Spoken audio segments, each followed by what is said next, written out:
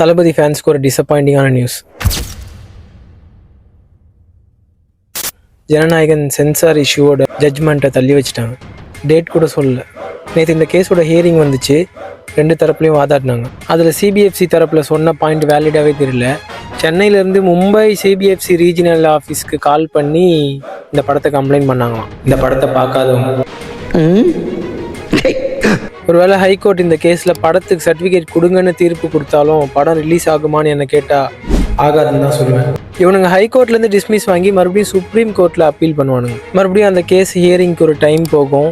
அதுக்குள்ளே எலெக்ஷன் வரும். ஸோ படத்தை ரிலீஸ் பண்ண முடியாது. அதுதான் இவனுங்க பிளான். இந்த படத்தை ரிலீஸ் பண்ண விடக்கூடாது.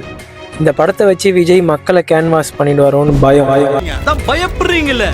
ஒட்டுமொத்த இந்தியன் கவர்மெண்ட்டே ஒரு படத்தை எதிர்த்து நிற்குதுன்னா ஏன்டா பயப்படுறீங்கன்னு தான் கேட்க தோணுது. மொத்த பேரும் சேர்ந்து ஒருத்தனை எதிர்த்தா இதில் யார் பெரிய ஆளு?